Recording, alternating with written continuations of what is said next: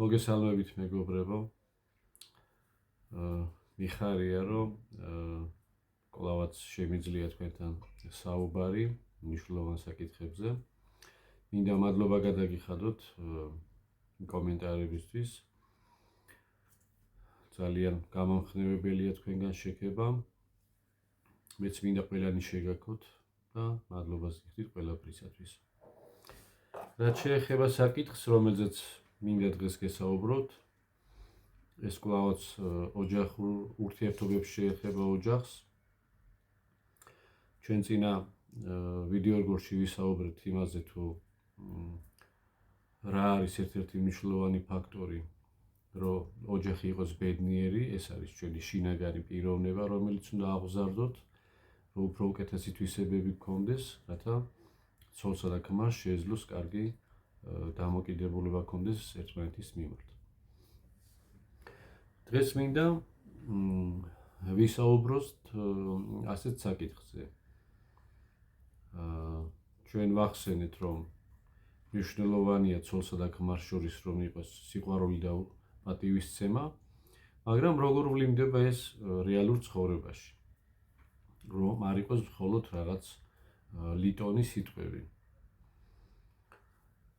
მაგალითად, ძალიან მნიშვნელოვანია, რომ ცოლსა და ქმარს გქონდეს ძალიან ახლო მჭიდრო ურთიერთობა.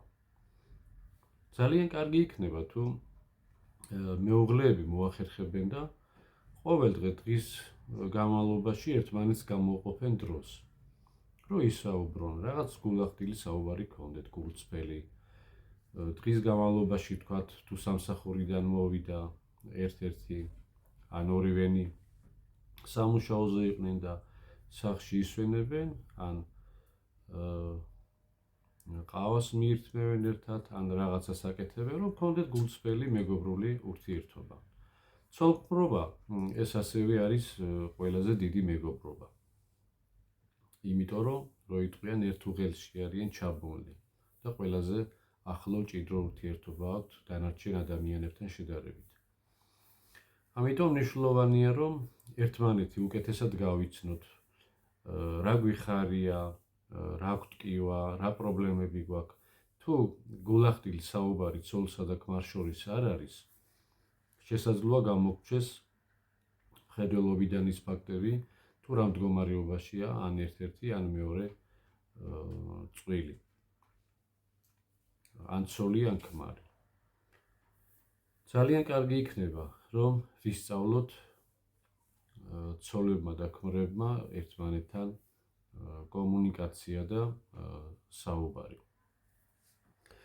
რაც შეეხება სიყვარულსა და პატივისცემას, კიდე შეიძლება შევეხოთ ასეთ ნიუანსს ოჯახში. მაგალითად, როგორ შეიძლება კაცმა რომ გამოავლინოს სიყვარული და პატივისცემა. სიტყვაზე მეუღლემ მოამზადა რაღაც საჭმელი, ხო, საკვები. და როდესაც მამაკაცი ქმარი მიირთმევს, ურიგვარ იქნებოდა რომ შეაქოს, რომ გემრიელია, რომ იზრუნა მასზე და ასე შემდეგ. შექება საერთოდ ადამიანს აფრთიანებს, ხო? რასაც აკეთებ, რაღაცნაირად მოელი, რომ ვიღაცა მადლიერი დაგრჩება. მაგრამ თუ საპასუხოდ არაფერს არ იღებ ადამიანი ასეთ შემთხვევაში რაღაცნაირად გულის ტკენა სიწევს ეს ყველაფერი და მით უმეტეს ოჯახში. ან ცოლს შეუძლია შეაქოს, რომ ვთქვათ, დაუღალავად შრომობს მეუღლე, ქმარი გარეთ და ყველაფერს აკეთებს, რომ ოჯახში იყოს რაღაც ელემენტარული პირობები შეუქმნას. ან შესაძლოა დიდი შემოსავალიც აქვს და თავისი ცოდნით თუ მისწრაფებებით უფრო მეტს აღწევს ცხოვრებისეულ სარბიელზე. ურიგვარ იქნება, რომ შეაქოს ცოლმაც მაგალითად, რომ რა კარგა გამოსდის, როგორ კარგად აკეთებს, რა კარგა ზრუნავს ოჯახზე. ეს შექება არის როგორც წყალი, რომელიც შეიძლება ყვავილს დაუსხა, მცენარეს დაუსხა და უფრო გამოაცოცხლო, ხო? წინააღმდეგ შემთხვევაში თუ წყალი არ ექნება მცენარეს, მზე არ მიუდგება და ან სასუქი არ მიეცით, თანდათან უფრო დაჭკნება. ამიტომ აი ეს მზის, წყლის და სასუქის მსგავსია შექება და ესეთი თბილი სიტყვები და ურთიერთობა. როდესაც ცოლი და ქმარი რაღაცნაირად კომუნიკაციის გარეშე რჩებიან, მერე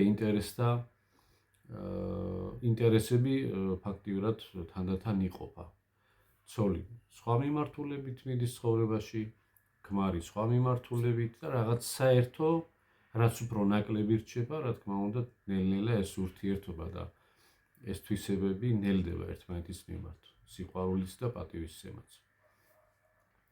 ამიტომ ძალიან მნიშვნელოვანია, კიდევ ერთხელ აღნიშნავ, რომ ცოლსა და ქმარს ჰქონდეს გულწრფელი ურთიერთობა და დღის განმავლობაში რაღაც საუბარი, გამოკითხონ ერთმანეთს როგორ არიან, რა სჭირდებათ, რა უჭირთ, თუ სასიხარულოა, სიხარული გაუზიარონ ერთმანეთს და ასე შემდეგ.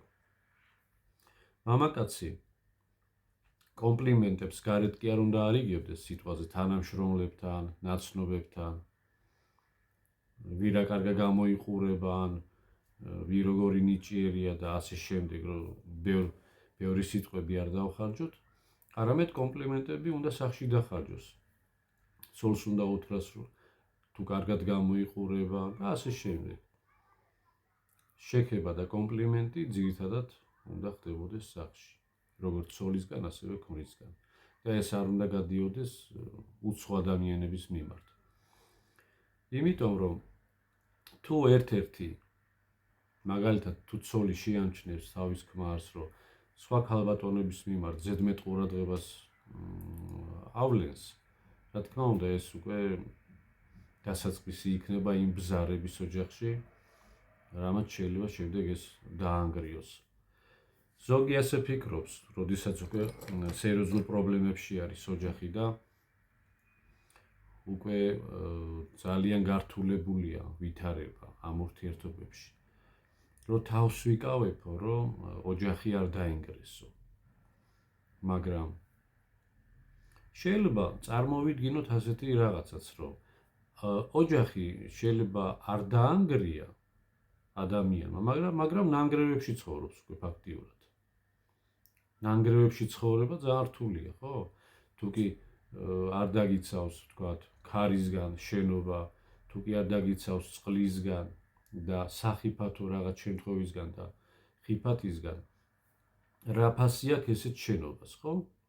ასევეა თუ ურთიერთობაში უკვე ეს ყველაფერი ჩამოშლილი და ჩამონგრეულია, ფაქტიურად აზრი აღარ აქვს უკვე ესეთ თანაცხოვრებას. ამიტომ სანამ აქამდე მივა საქმე, ჯობია რომ მანამ გამოავლინოთ ყურადღება, გამოავლინოთ სიყვარული და პატივისცემა. ერთმანეთი აუცილებლად უნდა დააფასოს ცოლმა და ქმარმა. უნდა გამოვყონ დრო ერთად გავიდნენ სადმე, გაისეირნონ, თუ შვილები ყავთ, შვილებთან ერთად წავიდნენ. ხანდახან კარგია რომ შვილების გარეშეც გავიდნენ. ასე რომ ოჯახი და ცოლ-ქმრის ურთიერთობა დგას რაღაც კონკრეტულ საკითხებზე და ნიუანსებზე და ამისი უგულებელყოფა უეჭველად მოიტანს ძალიან ნეგატიურ შედეგებს ამ ოჯახურ თანაცხოვრებაში. რას ფიქრობთ თქვენ აი ესეთ საკითხებზე? შეგიძლიათ მომწეროთ კომენტარებში. თქვენ რა აზრი გაქვთ? როგორ უნდა იქცეოდეს ცოლი და ქმარი, როგორი ურთიერთობა უნდა გქონდეს, ძალიან საინტერესო იქნება თქვენგანაც მივიღო ინფორმაცია, თუ როგორი შეხედულება გაქვთ აი ამ საკითხებზე. ჩვენ ვინც დაოჯახებულები ვართ, როდესაც ავიღეთ ეს პასუხისმგებლობა და ეს კავშირი შეიქმნა და გავხდით ცოლი და ქმარი და შევქმნით ოჯახები, ვინც ვართ ამ სიტუაციაში, ჩვენ ვალდებულება ფაქტიურად ავიღეთ, რომ მთელი ცხოვრება ამ ადამიანთან ერთად გავიაროთ ეს ცხოვრებისეული სარბიელი. ამიტომ ძალიან დიდი ყურადღება უნდა მივაქციოთ, როგორ ცხოვრობთ იმ ადამიანთან ერთად, რას ვაკეთებთ ყოველდღიურად ისეც, რომ უფრო უკეთესი და უფრო წარმატებული იყოს ოჯახური ცხოვრება. კარგი იქნება ამაზე ვიფიქროთ. მინდა მადლობა გადაგიხადოთ კიდევ ერთხელ, რომ უსმენთ და გაინტერესებთ ასეთი მნიშვნელოვანი საკითხები. კვლავაც გავაგრძელებთ, რა თქმა უნდა, ესეთ მნიშვნელოვან საკითხებს. ასევე გადავალთ ისეთ საკითხებზე, როგორიც არის შვილები ოჯახში, როგორ უნდა აღზარდოთ შვილები, როგორ უნდა მიუდგეთ, რომ მათი ფსიქიკა არ დაზიანდეს, რა უნდა გავაკეთოთ, რომ უბრალოდ კი არ გავზარდოთ, არამედ აღზარდოთ და რა პრობლემები აქვთ ბავშვებს თუ მოზარდებს დღევანდელ ასეთ რთულ პერიოდში, ესეც გართულებულ ვითარებაში. მადლობას გიხდით ყურადღებისთვის, ნახვამდის.